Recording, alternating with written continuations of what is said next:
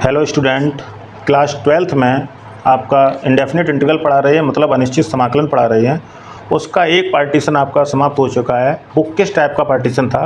वो ओनली छोटे छोटे मानक सूत्र जो हमारे बनाए गए हैं अवकलन से समाकलन की ओर जो अग्रसित किए गए हैं, वो तो हम पहले से ही जानते हैं कि अवकलन का व्युत्क्रम समाकलन होता है। ठीक है, तो जो भी मानक सूत्र एक कंडीशन में बहुत छोटे छोटे मानक सूत्र हैं, उनके आधार पर हम लोगों ने एक समाकलन का प्रतिरूप पढ़ा हुआ है। ठीक, अब आगे हम लोग समाकलन, देखिए बड़ा चैप्टर है, इंपॉर्टेंट भी है आपके लिए। तो आगे की गतिविधियों में समाकलन का हम लोग पढ़ेंगे एक तरीके से सब्स्टिट्यूशन मेथड। ये आपने प्रतिस्थापन से अवकलन भी पढ़ा होगा। आपने जब आपने अवकलन पढ़ा होगा, डिफरेंशिएशन पढ़ा होगा, तो उसमें भी हम लोग प्रतिस्थापन से अवकलन करते हैं। ठीक उसी तौर पे हम लोग प्रतिस्थापन से समाकलन करना सीखेंगे। इसके संदर्भ में हमने कुछ लिखा हुआ है, वो हम लोग जो है आज इस वीडियो के माध्यम से सीखने का प्रयत्न करेंगे। इसके साथ साथ इस चैनल पर यदि आप नए हैं तो इस चैनल को सब्सक्राइब भी करिए, क्योंकि वीडियो का एक तरीके से देखें तो डेली का कोई रूटीन नहीं है। टाइम टेबल से कभी ना कभी वीडियो आपका डाला जाएगा, तो उसका नोटिफिकेशन आपको उसी वक्त मिले जिस वक्त वीडियो को डाला जा रहा है। ठीक, तो आपको चाहिए कि चैनल को सब्सक्राइब कर दीजिए, हाँ, बेल आइकन भी ऑन कर लें, जिससे आपको जो है मैसेज जो है रिंग मार सके, यानी रिंग बजा सके। उसके साथ साथ चैनल को शेयर भी करिए अपने साथियों में, मित्रों में। ठीक, तो वो भी पढ़ें, एक तरीके से चैनल को समझें। इस चैनल पे आपको बहुत मेहनत से पढ़ाया जाता है, विभिन्न किताबों के अध्ययन से, विभिन्न किताबों के माध्यम से, विभिन्न प्रकाशनों की किताबों के माध्यम से आपको जो है सिखाने का प्रयत्न करते हैं। फाइनली हम आपकी श्री मधुर गुप्ता जी की बुक आपकी चला रहे हैं। द बेस्ट बुक है यूपी बोर्ड के अनुसार, यूपी बोर्ड की जो इंटरमीडिएट की एग्ज़ाम है उसके अनुसार एक तरीके से द बेस्ट बुक है। ठीक है, और मेहनत करिए। जब मेहनत करेंगे आप तो निश्चित समझिए सफलता आपको अवश्य हासिल होगी। कुछ बोलना चाह रहे हैं, मुश्किलें बहुत मिलेंगी रास्ता भटकाने के लिए, मुश्किलें बहुत मिलेंगी रास्ता भटकाने के लिए, मगर संकल्प एक ही काफ़ी है मंजिल को पाने के लिए। ठीक, मुश्किलें बहुत मिलेंगी आपको इंटरमीडिएट में, आगे और भी कक्षाओं में। रास्ता को भटकाने के लिए भटकाने ही वाले ज़्यादा मिलेंगे, लेकिन संकल्प यदि आपने कर लिया तो संकल्प एक ही काफ़ी है अपनी मंजिल को पाने के लिए। तो कहने का मतलब ये है कि आप जो है बिल्कुल जुट जाइए पढ़ाई में, और फिर देखिए आपको जो है निसंदेह जो है सफलता हासिल होगी। तो इसी क्रम में हम लोगों ने आपके अनिश्चित समाकलन में जो एक तरीके से देखें तो एक दूसरा टाइप हम लोग पढ़ेंगे, जिसे हम लोग एक तरीके से कहेंगे आपका प्रतिस्थापन से समाकलन। अभी तक हम लोगों ने नॉर्मल समाकलन पढ़ा हुआ है, उसमें कोई हमने मैकेनिज्म नहीं दिखाया, उसमें कोई क्रियाविधि नहीं दिखाई है। उसका सीधा सीधा हमने सॉल्व करके थोड़ा बहुत या डायरेक्टली उसमें मानक सूत्र लगा के वो आपने सॉल्व कर दिया। आगे हम प्रतिस्थापन करेंगे। प्रतिस्थापन का पहले एक तात्पर्य समझ लीजिए शुद्ध हिंदी में और अपनी लैंग्वेज में, जो हम लोग समझ सकें। प्रतिस्थापन वह क्रिया है जिसमें एक तरीके से हमें जो फलन दिया जाएगा उसका हमें ये पता होना चाहिए ये किस टाइप का मानक सूत्र बना रहा है। ठीक, तो जो मानक सूत्र के रिप्लेस में वैल्यू है, ठीक, वही प्रतिस्थापन आपको करनी पड़ेगी।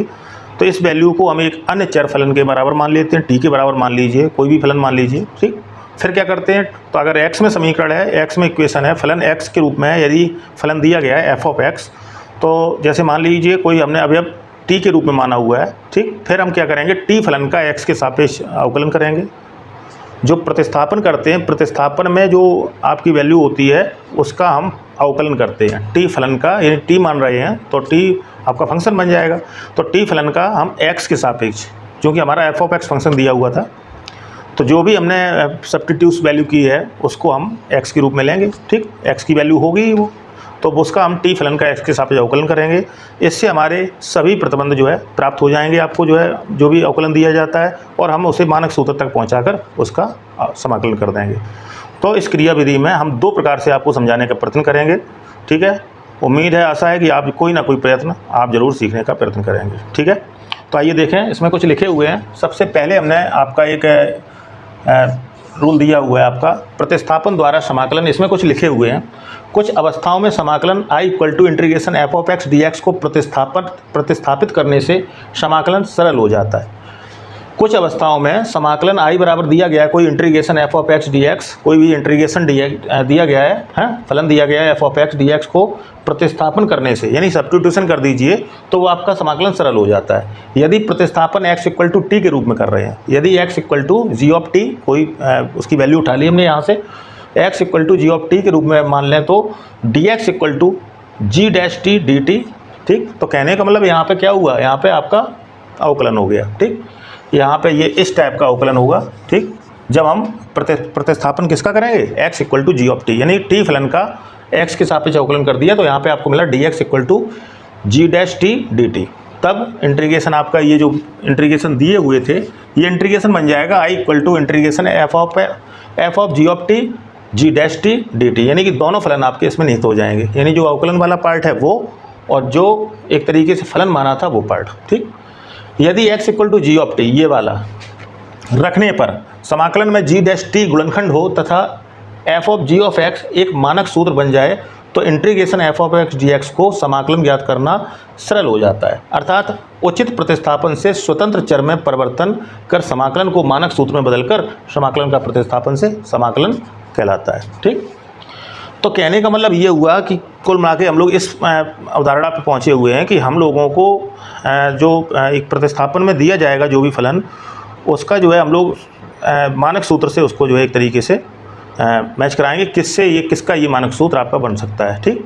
तो जो भी आपकी प्रतिस्थापित राशि है तो वो आपको दिखाई पड़ेगी, हैं।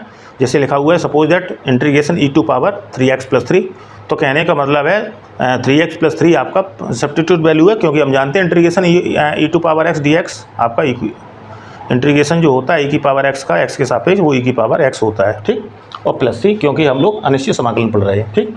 तो इसके अनुसार हम लोग जो भी फलन मानते हैं, जैसे अन्य फलन के बराबर मानेंगे 3x + 3 को t के बराबर मानेंगे, तो फिर t फलन का x के सापेक्ष अवकलन करेंगे और उसके अन्य अवयवों को प्राप्त करेंगे जो कि समाकलन में हमें रखने होते हैं, ठीक। इसके लिए कुछ मानक सूत्र बनते हैं। हमने यहाँ पे मानक सूत्र आपको ऑल ओवर लिखा दिए हैं। एक तरीके से देखें तो मानक सूत्र ये आपके पूरे प्रतिस्थापन के लिखे हुए हैं, ठीक है। और मानक सूत्र प्लस में वो भी चलेंगे जो आपके हमने शुरुआत में फर्स्ट वीडियो में लिखाए हुए थे। ये कुछ एक्स्ट्रा मानक सूत्र आपके बन जाएंगे, तो इनको हम लोग बहुत ही मेहनत से और तैयारी हेतु लिखेंगे। इनका और भी आगे काम है, तो इसलिए जो है बड़ी ध्यान से देखें। मानक सूत्र लिखे हुए हैं, हमने लिखा हुआ है साफ साफ, 2 हेडिंगें बनाई थी। प्रतिस्थापन द्वारा कुछ प्राप्त मानक सूत्र, इंटीग्रेशन tan x dx, तो आपके 2 सूत्र बनते हैं, स्थिति के अनुसार लगेंगे log mod sec x + c, क्योंकि हम इंडेफिनिट इंटीग्रल पढ़ रहे हैं। एक और लगता है माइनस का log mod cos x + c। तो जैसा इक्वेशन होगा आपका, कैसा फंक्शन होगा, जिस रूप में फंक्शन होगा उसी रूप में हम लोग इसके मानक सूत्र लगाएंगे। दूसरे मानक सूत्र लिखे हुए हैं इंटीग्रेशन sec x dx, ये होता है log mod sec x + tan x + c। तीसरा होता है इंटीग्रेशन cot x dx है, और ये होता है आपका log mod sin x + c। चौथा होता है इंटीग्रेशन cosec x dx, तो ये बनेगा आपका 2 सूत्र बनते हैं परिस्थिति के अनुसार, log mod cosec x - cot x है + c। एक बनता है log mod tan x / 2 + c, ठीक। पांचवा फॉर्मूला है आपका इंटीग्रेशन dx/x² + a², यानी कि x² + a² का x के सापेक्ष समाकलन कर रहे हैं, तो ये आपका बन जाएगा 1/a tan इनवर्स x/a। तो ये लिखे हुए हैं 1/a tan inverse x/a + c आप सभी में लगाएं। 6 नंबर फॉर्मूला है आपका, ये चूँकि आपका अभी नहीं लगना है, लेकिन तब भी देख लीजिए, ये हम लोग आगे की अवस्थाओं में पढ़ेंगे तब लगना है, लेकिन दिए हुए हैं तो लिख लीजिए। Integration dx/x² - a² 1/2a log mod x - a x + a + c। सातवां ये भी नहीं लगना है, ये 2 फॉर्मूले आपके फिलहाल नहीं लगेंगे। इंटीग्रेशन dx/a² - x², तो ये बनता है 1/2a log mod a + x a - x dx, a + x a - x + c। 8वां formula लिखे हुए हैं इंटीग्रेशन dx/√a² - x² है, तो ये बनता है sin inverse x a + c। 9 number लिखा हुआ है फॉर्मूला इंटीग्रेशन dx/रूट लगा हुआ है x² - a², तो log mod x + √x² - a² + c। 10 number है आपका इंटीग्रेशन dx/√x² + a², तो ये बनता है log mod x + √x² + a² + c। 11 number है इंटीग्रेशन 1/x √x² - a², तो ये बनता है 1/a sec inverse x + c। ये कुछ मानक सूत्र लिखे हुए हैं। अच्छा, कुछ मानक सूत्र ऐसे भी होते हैं जो आपके डायरेक्ट रिजल्ट दे देते हैं, लेकिन आपको जो है चूँकि इसमें क्वेश्चन को बाकायदा सिस्टम से लगाना होगा। आगामी परीक्षाओं में जब तैयारी करते हैं आप, जो है एक तरीके से फोर्सेस की तैयारी करते हैं, तो उसमें जो मैथमेटिक्स का पेपर होता है उसमें वो सूत्र आपके फॉर्मूले आपके काम करेंगे, जिससे आपका रिजल्ट आपका तुरंत की तुरंत आपके सामने प्रस्तुत हो जाएगा, ठीक है ना। तो हम उस तरीके को भी समझेंगे, आप इसको भी नोट करेंगे, क्योंकि ये आपको हमने एक अलग से जानकारी दी हुई है, ठीक। और अलग से जानकारी के लिए आप विभिन्न किताबों का अध्ययन भी करते हैं, तो उसके रिप्लेस में आप इस वीडियो को देखें तो आपके लिए द बेस्ट रहेगा, ठीक है ना। और पिछले वीडियो भी हमने जो आपके लिए बनाए हैं, बड़ी मेहनत से बनाए हैं, ठीक। प्रयास पूरा किया है सिखाने का, तो आप जो है देखकर एक तरीके से कमेंट ज़रूर दे दिया करें कि हमें कोई चीज़ समझ में आई है या नहीं आई है। साथ साथ वीडियो को लाइक भी कर दिया करें, तो हमें पता लग जाता है कि जो है इतने स्टूडेंट जो है सेटिस्फाइड हैं। ठीक, तो इस तरीके से पढ़िए, यहाँ पे कोई विभिन्नता मत रखिए। यूट्यूब एक आपका स्वतंत्र रूप से रखिए अपने पढ़ने के लिए, ठीक है ना। आइए वो दूसरा तरीका भी देखते हैं समाकलन का। देखिए आपके सामने हमने एक तरीके से सिखाने का प्रयास किया है, ठीक है, और दूसरा तरीका का आपके सामने आपकी बुक के अनुसार है। लिखे हुए प्रतिस्थापन में प्रतिस्थापन विधि से समाकलन को मानक सूत्रों में परिवर्तित करके समाकलन किया जाता है। प्रतिस्थापन विधि में जो भी आपके समाकलन दिए गए हैं उनको हम तब तक सॉल्व करते रहेंगे जब तक कि मानक सूत्र हमें प्राप्त ना हो जाए।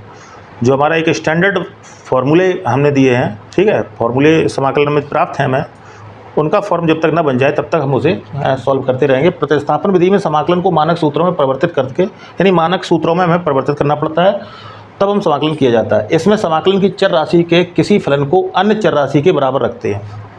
जो भी एक तरीके से जो रिप्लेस वैल्यू दिख रही है आपको, तो उसको एक अन्य फलन के बराबर आप मान लेंगे। इसे समाकलन में प्रतिस्थापित करने पर समाकलन की नई चर राशि के फलन के रूप में मानक सूत्रों में परिवर्तित करके समाकलन प्राप्त कर लेते हैं। शॉर्ट में दिया है, लेकिन आप लोग समझ गए होंगे कि समाकलन को हमें मानक सूत्र तक ले जाना है। मानक सूत्र की कंडीशन में जो भी रिप्लेस वैल्यू है, ठीक है, मान लीजिए सूत्र में आपने पढ़ा है x और इसमें x के रिप्लेस में आ रहा है आपका 2x, तो वो आपकी रिप्लेस वैल्यू है, तो उसको 2x को हमें t मानना पड़ेगा। यही हमने लिखा हुआ है। इसके बाद में ये जो हमने कुछ बताए हुए हैं फॉर्मूले, ये फॉर्मूले तो आपके पूर्व वाले हैं जो अभी हमने बताए थे। अच्छा, integration ax plus B to whole power n dx, तो हम लोग जानते हैं कि यहाँ पे आपका x टू पावर n का इंटीग्रेशन x के सापेक्ष इस टाइप का फॉर्मूला बन रहा है, लेकिन x का रिप्लेस वैल्यू आपका किससे है, ax प्लस बी से, तो इसी का हम लोग t के फलन के बराबर माना होगा इसे। ax plus B equal to T है, तो इसके t फलन का x के सापेक्ष करेंगे, a dx plus 0 equal to D T, तो dx equal to D T upon a, तो अपॉन a आपका बाहर निकल के आपका मानक सूत्रों में रख के आपका जो है एक तरीके से रिजल्ट आ जाएगा। इसको आप प्रूव भी कर सकते हैं एक तरीके से, ठीक है ना। तो इसका फॉर्मूला रहेगा आपका 1 upon A x plus B to whole power n plus 1 upon n plus 1 plus C. ये आपके कॉम्पिटिटिव एग्जाम के लिए इंडियन एयरफोर्स हुआ और बाकी नेवी हुए, इंडियन कोस्ट गार्ड हुआ, आदि सर्विसेज जो होती हैं उसमें जो है टाइमिंग बहुत एक तरीके से कम होती है। मिनिमम सेकंड का टाइम मिलता है आपका, जो है एक तरीके से सेकंडों का टाइम होता है एक क्वेश्चन पे, तो वहाँ के लिए ये फॉर्मूले आपके लिए लाभदायक है। ठीक, इसी तरीके से दूसरे देखे हुए हैं integration E to power A x plus B और डी एक्स, तो ये आपका बन रहा है integration E to power X D X, इस टाइप का बन रहा है। तो हमारा जो है रिप्लेस वैल्यू किसका हो रहा है, एक्स का रिप्लेस वैल्यू हो रहा है किससे, ए एक्स प्लस बी से, तो समझ गए होंगे। इसको भी हमने टी माना होगा, लेट यानी माना कि ए x plus B equal to T A D x plus 0 equal to D T, यानी कि टी फलन का एक्स के सापेक्ष जब आप अवकलन करेंगे तो आप इतना पाएंगे A D x plus 0 equal to D T, D x equal to D T upon ए, तो अपॉन ए आपका यहाँ बाहर निकला, तो मानक सूत्रों में रख के आप जो है इसे प्राप्त कर सकते हैं। ठीक, तीसरा फॉर्मूला है, ये भी आपने पढ़ा है, integration A to power X D X. ठीक, अब एक्स का रिप्लेस वैल्यू किससे हो रहा है, एम एक्स प्लस एन से हो रहा है, लिखा हुआ था integration A to power M X plus N D X. ठीक, तो यहाँ भी इसको माना होगा टी फलन के बराबर, माना कि M X plus N equal to T है, M D x plus 0 equal to D x equal to D T upon M आपका बाहर निकला, देखिए, और उसे मानक सूत्र बना के, ये चूँकि मानक सूत्र हमारे पास में है तो आपने समाकलन कर लिया होगा। इसी तरीके से आप लोगों ने ये जैसे लिखा हुआ है इंटीग्रेशन साइन ए x plus B D X, तो आपने पढ़ा होगा integration sine X D X, बहुत नॉर्मल फार्मूला है आपका, तो ये आपने पढ़ा होगा minus cos X D X, लेकिन यहाँ पे एक्स का रिप्लेस वैल्यू किससे हो रहा है, थोड़ा समझ लीजिए, ए एक्स प्लस बी से, तो इन्होंने माना होगा टी फलन के बराबर, माना कि ए x plus B equal to T A D x plus 0 equal to D T, क्योंकि बी अचर पद है, बी का होगा 0 अवकलन, यहाँ पे अवकलन करते हैं, तो A x plus B equal to T A D x plus 0 equal to D T D x equal to D upon बाहर निकला आपका, तो माइनस का 1 अपॉन ए कॉस ए x plus B plus C. Integration आपका लिखा है कॉस ए x plus B D X, तो ये बन रहा है आपका integration cos X D x का। अब एक्स का रिप्लेस वैल्यू किससे है, ए एक्स प्लस बी से, तो यहाँ पे माना गया होगा, माना कि ए x plus B equal to T है। अब यहाँ पे टी फलन का एक्स के साथ जो अवकलन किया होगा इन्होंने, तो आपका बना होगा A D x plus 0 equal to D x equal to D T upon ए, तो अपॉन ए बाहर निकलेगा साइन ए x plus B plus C. इनको हम अगर चाहें तो सेटिस्फाइड भी कर सकते हैं, इनको दिखा सकते हैं, ठीक है, ये आपने नोट कर ही लिए होंगे। ठीक है, तो हम लोग जो है इसको जो है थोड़ा सा 1-2 देखने के प्रयास करेंगे, ठीक, क्योंकि ये आपके मानक सूत्र हैं, मानक सूत्रों तक हमें समाकलन पहुँचाना होता है। ठीक, जैसे मान लीजिए हम आपका पहला फॉर्मूला ले रहे हैं सॉल्यूशन के लिए, तो सॉल्यूशन में जैसे इंटीग्रेशन लिखा हुआ है ax + b to whole power n और dx, ठीक, ये सभी आपके n बने, यहाँ पे n बना हुआ था। अब मान लीजिए ये इंटीग्रेशन दिया हुआ है, आपसे कहा गया है इसे सॉल्व करिए, ठीक। तो हम लोग यहाँ बाकायदा सिस्टम से देख रहे हैं कि ये आपका फॉर्मूला यहाँ ये आपकी x के अवयव लिखे हुए हैं x फलन के रूप में लिखे हुए हैं, तो x टू पावर n के रूप में बन सकता है, लेकिन x का रिप्लेस वैल्यू किससे आपका ax + b से। तो यहाँ पे आप प्रतिस्थापन जो करेंगे इस तरीके से करेंगे, आइए देखें। प्रतिस्थापन यानी सब्स्टिट्यूशन कर रहे हैं, क्या किया हमने, ax + b, यही तो आपका जो है एक तरीके से रिप्लेस वैल्यू हो रही है, x के रिप्लेस में क्या आ रहा है ax + b। तो यहाँ पे हम लोग मान लेंगे कि माना कि ax + b = t, ठीक। एक अन्य फलन के बराबर मान लेते हैं, जैसा कि लिखा हुआ है प्रतिस्थापन विधि से समाकलन को मानक सूत्रों में परिवर्तित करके समाकलन किया जाता है। इसमें समाकलन की चर राशि के किसी फलन को अन्य चर राशि के बराबर रखते हैं। इस बात पर ध्यान दीजिए, समाकलन की चर राशि के किसी फलन को, कोई भी फलन आपका सामने होगा उसको अन्य फलन के बराबर रखते हैं। क्यों रखते हैं, क्योंकि वो आपकी रिप्लेस वैल्यू है, जो फॉर्मूले पढ़े हुए हमने उसमें वो वैल्यू आपकी मे बी x थी, ठीक। अब x का रिप्लेस आपका कोई भी संख्या से है तो उसको हम t फलन के बराबर मानेंगे, ठीक।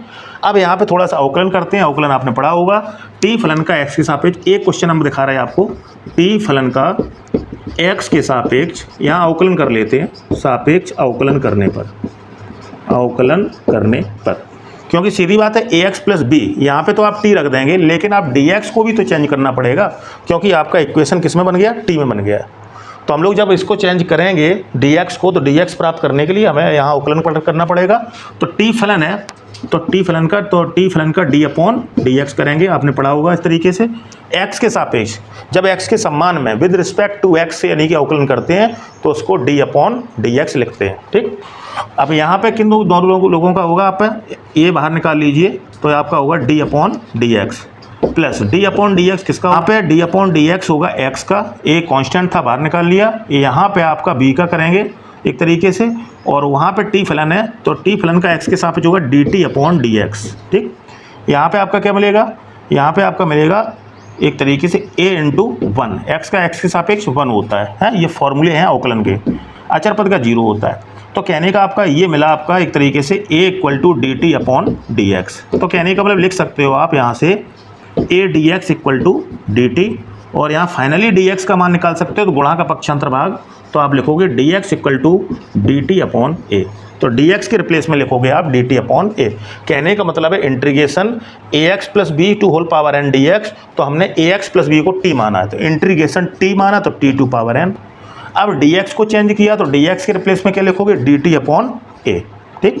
इस तरीके से अपॉन ए बाहर निकाल लेंगे, क्योंकि ये कांस्टेंट का काम करेगा, 1/a इंटीग्रेशन t की पावर n और dt। अब आपका मानक सूत्र बन गया, जिस तरीके से x के रूप में पढ़ा है उसी तरीके से t के रूप में पढ़ेंगे, ठीक। तो ये मानक सूत्र बन रहा है आपका, integration x to power n का x के सापेक्ष आपका लिखाया हुआ है, उसी तरीके का आपका ये बन जाएगा, ठीक। तो आपका रहेगा 1/a, और ये बनेगा आपका t की पावर n+1/n+1 और प्लस का c। अब t का रिप्लेस वैल्यू आपको रखना पड़ेगा, क्योंकि हम लोग तो x के रूप में इसका आंसर प्राप्त करेंगे ना, तो t का आपका रिप्लेस वैल्यू किससे था, ax + b से, तो आप यहाँ रख दीजिए t का वैल्यू। तो आपका फाइनली आंसर रहेगा 1/a, और यहाँ पे आप लिखेंगे बाकायदा t का value ax + b to whole power n+1/n+1 और प्लस c, ठीक। यही हमने इसका मानक सूत्र दिए हुए हैं, integration ax + b to whole power n dx 1/a, देखिए लिखा हुआ है 1/a ax + b to whole power n+1/n+1 plus c, ठीक। तो कहने का मतलब है प्रतिस्थापन जो करेंगे वो इस तरीके से करेंगे, ठीक। हम लोग डायरेक्ट भी प्रतिस्थापन करेंगे, तो इतना हम प्रतिस्थापन में आपको समझा दिए हैं पहले में, ठीक। इतना आपको लिखने की ज़रूरत नहीं है। तो हमने क्या माना था, माना कि ax + b = t माना था। अब यहाँ खुद समझिए t फलन का x के साथ कर रहे हैं, तो यहाँ पे रहेगा a dx, x के साथ में जो अवयव है उसका 0 नहीं होगा, तो a dx + 0 = dt। तो आपका यहाँ बचेगा आपका ओनली a dx = dt। अब गुणा का पक्षांतर भाग कर दीजिए, तो dx = रहेगा dt/a, ठीक। तो dx के रिप्लेस में हमने लिखा है dt/a, और ax + b को माना था हमने t, तो वहाँ पर रखेंगे t। तो t के संबंध में आपका एक तरीके से बन गया समाकलन। जिस तरीके से x के संबंध में हम लोगों ने एक तरीके से फॉर्मूले पढ़ा हुआ है, फॉर्मूला क्या पढ़ा था हमने, integration x to power n dx, तो ये था आपका x टू पावर n+1/n+1 और प्लस का c, अब टी के रूप में है तो आप समझ लीजिए एक्स के रिप्लेसमेंट टी रखना है, तो T to power n plus one upon n plus one plus C, 1/a आपका चल रहा था। इसी तरीके से हम दूसरा भी देख सकते हैं सॉल्यूशन, इसे आप नोट भी कर लें और समझ भी लें। ठीक, आगे हम दूसरा इसका सॉल्यूशन देखेंगे। एक तरीके से सॉल्यूशन आपका सेकंड फॉर्मूले का कर रहे हैं, तो इंटीग्रेशन लिखा हुआ है e to power ax plus B और dx। तो हम लोगों ने फार्मूला पढ़ा था, एक तरीके से हम लोग फार्मूले पढ़े हुए थे, integration e to power x dx, यानी e की पावर x का x के सापेक्ष समाकलन आपका e की पावर x होता है, और प्लस सी एक कांस्टेंट लगाते हैं इंडेफिनिट इंटीग्रल में। लेकिन यहाँ पे हम देख रहे हैं कि x की रिप्लेस वैल्यू किससे है, आपकी ax प्लस बी से है, तो हम लोग इसको भी उसी तरीके से फलन मान के करेंगे। तो यहाँ पे मान के चलेंगे कि माना कि let ax plus B equal to T. ठीक, अब यहाँ टी फलन का x के सापेक्ष अवकलन करें, कहने का मतलब ये जो हम एक तरीके से ब्रैकेट बनाए हुए हैं, यहाँ पे आपको टी रखना है। अब जैसे ही टी रखेंगे तो टी में जो फलन बन रहा है तो निश्चित है dx जो x के सापेक्ष हो रहा है वो t के सापेक्ष होना चाहिए। ठीक, तो यहाँ पे dt आपको प्राप्त होना चाहिए, तो dt का वैल्यू यहाँ से प्राप्त करेंगे। तो आप लिखेंगे सीधा a dx, a को बाहर निकाल के, तो a dx plus zero equal to D T, तो जीरो जोड़ेंगे तो आपका वही रहेगा a dx equal to D T. अब dx का वैल्यू कितना होगा, तो dx इक्वल टू होगा dt अपॉन a, तो dx के रिप्लेस में रखेंगे dt अपॉन a, और ये जो ax प्लस b है वहाँ पर रखेंगे t। आइए देखें तब आपका समाकलन कैसा शो होगा, इंटीग्रेशन e की पावर t और dt। ठीक, ax प्लस बी को t मान लिया था और dx की वैल्यू आपके सामने है, t फलन का x के सापेक्ष अवकलन करते हैं। यहाँ अवकलन करते हैं, जो आपका सब्स्टिट्यूशन होता है, कहने का मतलब है यहाँ पे हमेशा ध्यान रखिए, यहाँ पे अवकलन करते हैं। ठीक, तो कहने का मतलब है ये आपका मानक सूत्र मैच कर रहा है, e to power x dx का इंटीग्रेशन आपका e की पावर x होता है, तो ये आपका e की पावर t रहेगा और प्लस का c। आंसर आपका यही है। ठीक, लेकिन यहाँ पे आपका t के रूप में आपका इक्वेशन बना हुआ है, लेकिन हम लोगों को क्वेश्चन में जो दिया था वो x के रूप में, x फलन के रूप में था, तो आपको रिप्लेस वैल्यू जो मानी थी वो लिखनी पड़ेगी। t का वैल्यू कितना था, ax प्लस बी, e की पावर रहेगा ax प्लस बी। ठीक है, t का वैल्यू रख दिया और प्लस का c, यही हमने फॉर्मूला दिया हुआ है एक तरीके से, और ये 1/a और लिखा जाएगा, dx का वैल्यू लिखा जाएगा dt अपॉन a बाहर निकाल लेंगे तो आपका रहेगा integration e to power t और dt। तो इसका मतलब ये हुआ कि 1/a चलेगा, e की पावर t का मानक सूत्र होता है आपका e की पावर x का e की पावर x, तो e की पावर t का e की पावर t और प्लस का c, t का रिप्लेस वैल्यू रख देंगे तो आपका फाइनली आंसर बन जाएगा 1/a e to power ax plus b और प्लस का c।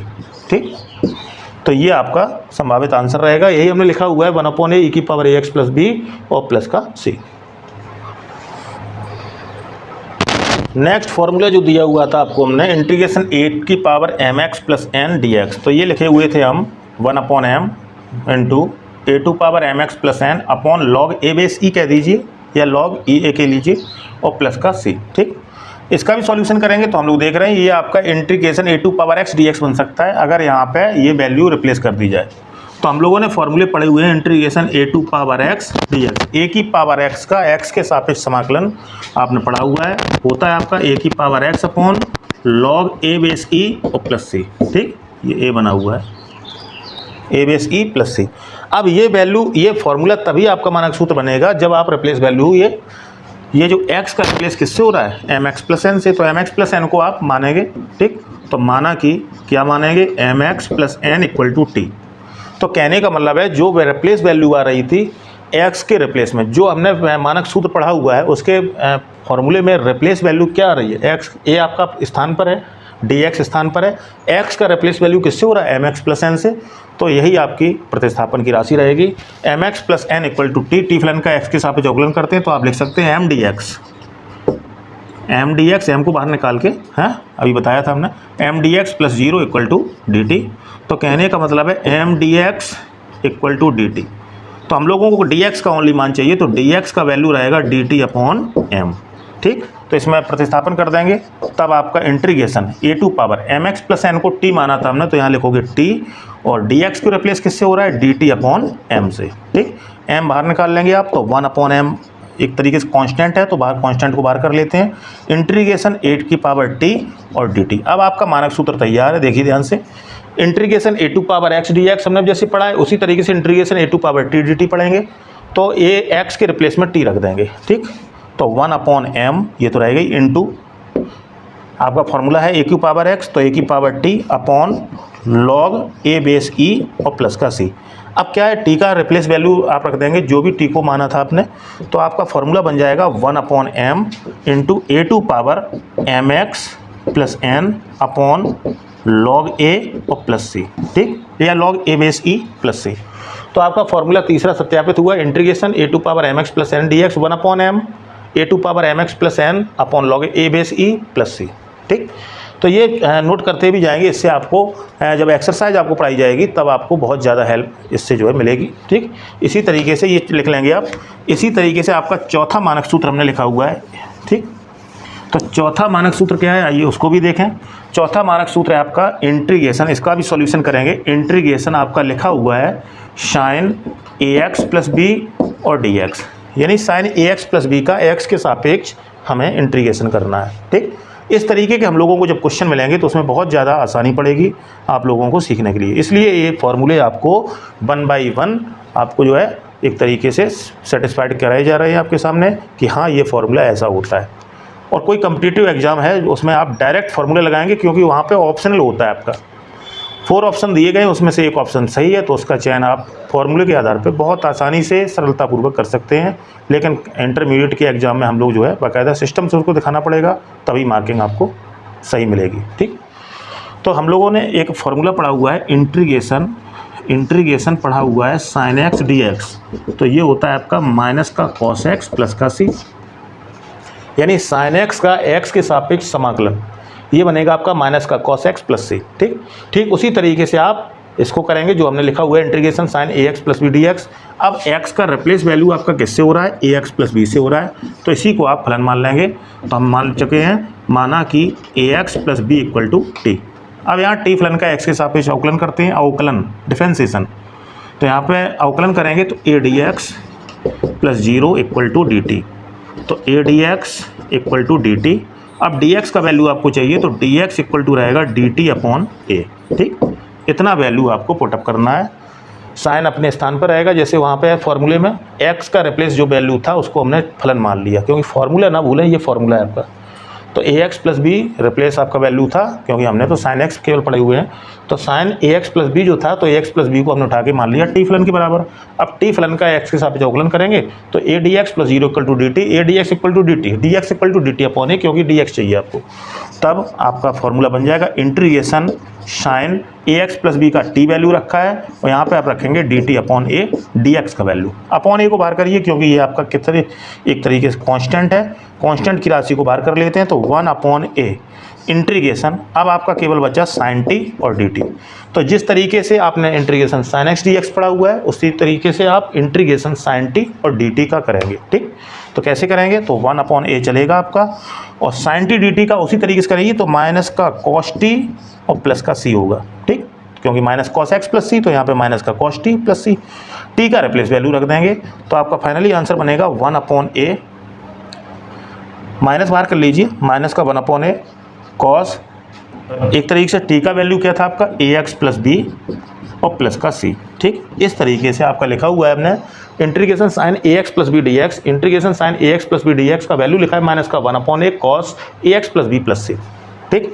एक लास्ट फार्मूला है आपके सामने, वो भी हम करवा दे रहे हैं सत्यापित, और नेक्स्ट वीडियो में हम लोग देखेंगे इसके जो है आगे एक्सरसाइज है, डायरेक्ट एक्सरसाइज हम लोग पढ़ेंगे, ये पढ़ना अनिवार्य था, ठीक। तो सॉल्यूशन हम लास्ट देखेंगे।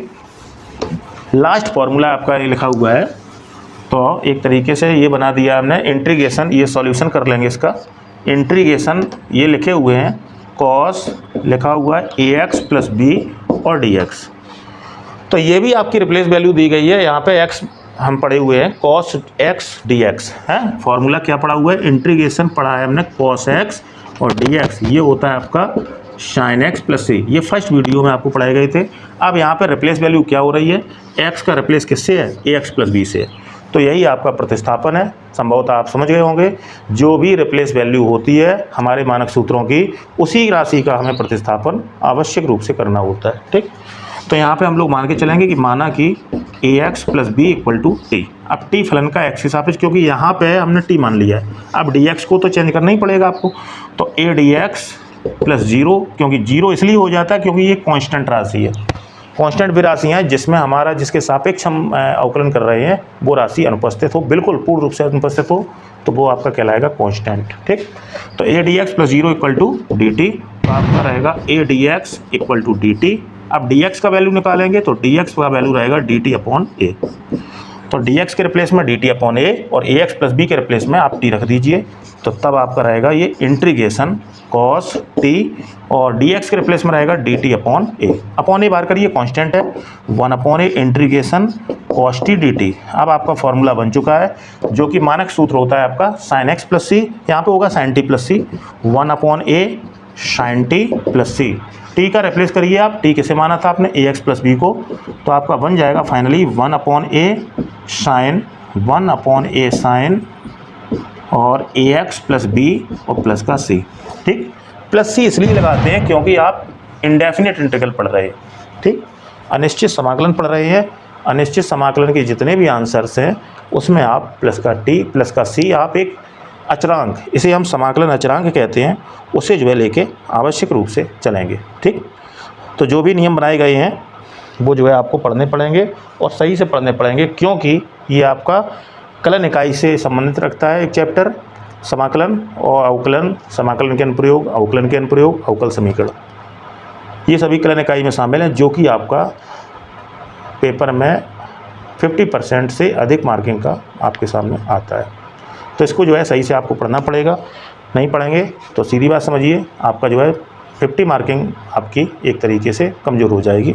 ठीक है ना, तो कामयाबी एक दिन में नहीं मिलती है, लेकिन ठान लें तो एक दिन ज़रूर मिलेगी। ठीक है ना, कामयाबी एक दिन में नहीं मिलती है, लेकिन अगर ठान लिया जाए कि हाँ हमें कामयाबी प्राप्त करनी है तो एक दिन ज़रूर मिलेगी। ठीक है ना, तो वो दिन आपका जो है कामयाबी वाला दिन होगा, इसलिए बड़े गौर से पढ़िए, बड़े ध्यान से पढ़िए और पूरे सहयोग को रखते हुए पढ़िए। ये हमने एक तरीके से आपको एक्सरसाइज, जो आगे की एक्सरसाइज है आपकी जो भी है 7C, एक्सरसाइज 7C से रिलेटेड आपको हमने एक तरीके से ये बताया हुआ है, एक्सरसाइज 7C से रिलेटेड बताया है। ठीक, नेक्स्ट वीडियो में हम एक्सरसाइज 7C स्टार्ट कर देंगे आपकी, उसको बड़े ध्यान से देखिएगा और उस एक्सरसाइज को पढ़ने के लिए ये वीडियो जो हमने इसके जस्ट पहले बनाया हुआ है 7C के पहले, उसको पढ़ना अति अनिवार्य है, क्योंकि इसी से जुड़े हुए होंगे आपके जो है आगामी क्वेश्चन, आगे आने वाले क्वेश्चन। तो हम लोग बड़े ध्यान से पढ़िए, साथ साथ पिछले वीडियो का भी अध्ययन करते रहा करें, फर्स्ट वीडियो का कभी कभी अध्ययन कर लिया करें, क्योंकि मानक सूत्र कभी आपके एक तरीके से देखें तो समाप्त नहीं होंगे लगने, ये लास्ट कंडीशन तक समाकलन में मानक सूत्रों को लगाना पड़ेगा आपको, तो उनको जो है कभी कभी पुनः जो है वीडियो के माध्यम से पढ़ लिया करें और बड़े गौर से पढ़ेंगे तो निश्चित है समाकलन के मानक सूत्र एक दिन आपको तैयार हो जाएंगे सिस्टम से। हम 1 बाई 1 क्वेश्चन आपको पढ़ा रहे हैं, इस बात का विशेष ध्यान रखें। ठीक है, तो इस तरीके से हम इतना वीडियो रखेंगे आपका ये वाला, और जो है बड़े ध्यान से पढ़िएगा, मेहनत से पढ़िएगा। ठीक, स्वस्थ रहिए, सही रहिए और बड़े ध्यानपूर्वक पढ़िए। जय हिंद, जय भारत।